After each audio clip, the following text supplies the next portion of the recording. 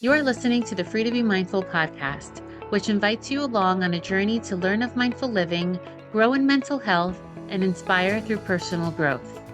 In a world where we can often feel much stress and overwhelm, this podcast provides bite-sized tips and real talk conversations, empowering you to embrace mindfulness and nurture your full potential. I'm your host, Vanessa De Jesus Guzman, licensed therapist, retired educator, entrepreneur, and mom of two.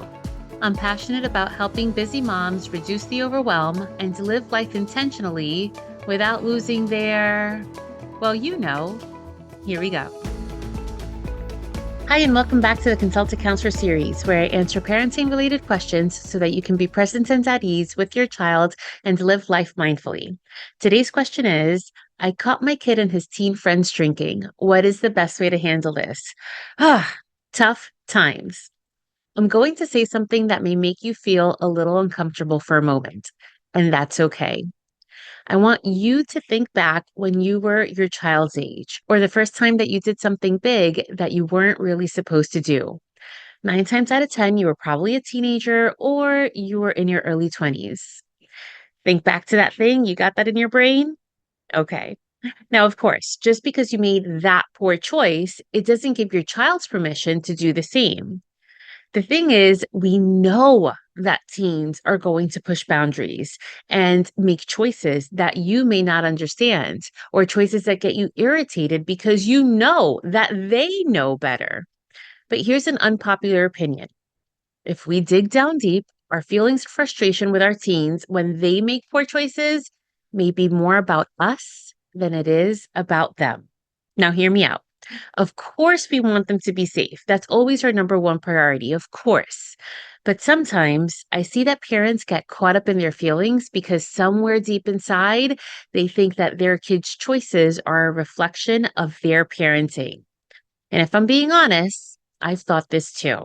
Now, I know that that may not be good to hear, but chances are these feelings may be mixed up with feelings of frustration, irritation, or anger when our kids make poor choices like drinking with their friends.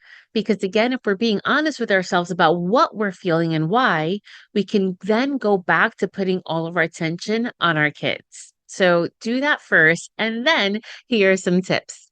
The very first tip is always stay calm and gather information. When we're triggered by our kids making a less than smart choice, I know it's easy to erupt with anger. But instead of reacting with this immediate anger, take a moment to compose yourself. Ask all the questions so that you can understand the full context about how often it's happening, why they're drinking, where did they get the alcohol, who got it, and so on. And then you can say a few things. And as you gather this information, before you say a few things, and again, before erupting with anger, state the facts and discuss the risks. Sure, they may have already heard the health risks, but you want to state the risk that will impact them right now, not 5, 10, or 15 years from now. For example, what would happen if they got caught drinking and they're an athlete? What would impact them right now? What would happen if somebody got into a car accident right now? What could happen to the parent who is a homeowner if anyone got into an accident coming out of their home? I found that working with kids of all ages, the visuals, it's what's really going to make things more sticky for them.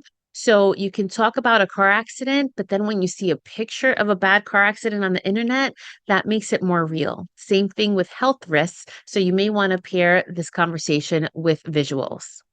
And if you've been around to hear my podcast episodes, you know I like to have open and honest conversations with kids, including my own. But I don't 100% subscribe to the idea of gentle parenting. If my child broke my trust and broke the rules, especially if it's something that we've discussed over and over again in the past, so by the way, we have to make sure that we're having these types of conversations with our kids before these things actually are to happen, then I do impose outcomes. And you may be used to hearing the word consequences, like imposing consequences, but I personally like to use the word outcome because every action has an outcome, and that outcome can be positive or negative. And in this case, outcomes from this behavior could be loss of privileges until the teen earns it back. Now, even though I don't like to use the word consequences when imposing this outcome, we have to make sure that the punishment fits the crime, so to speak.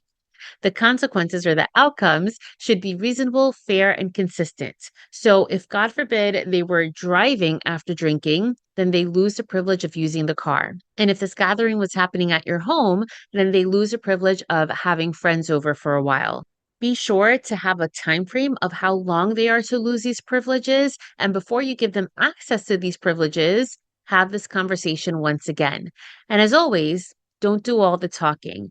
Almost ask them to give the speech that you would give. Because kids know right from wrong and they know what you're going to say most of the time. So instead of nagging their ears off and having them tune us out, have them do more of the talking. All of this helps your child understand that actions have outcomes while still maintaining your trust. The fourth tip is to support their confidence. We want to do everything we can to raise confident and secure kids that are able to say no when they need to say no. Building your teen's confidence is key to helping them navigate emotional ups and downs. And lastly, know when to seek professional help. I started off by saying that kids making mistakes is indeed developmentally appropriate. However, if the behavior continues to take place on a regular basis, know that we as parents have our limits and we cannot take big things on our own. You can talk to a school counselor, a therapist, a pediatrician to provide guidance and support, and it's okay to ask for help if you feel uncertain about what to say or how to deal with a situation.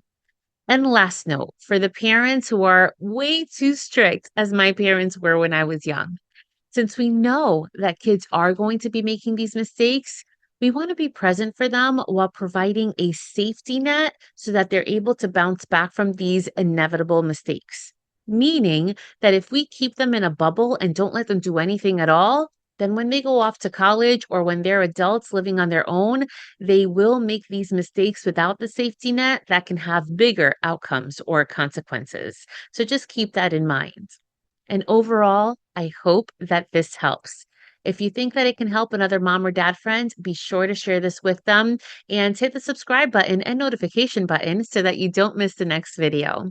And if you have any questions for the Consult a Counselor series, you can always DM me on any platform, or if you want to leave the question anonymously, go to the show notes and fill out the form there.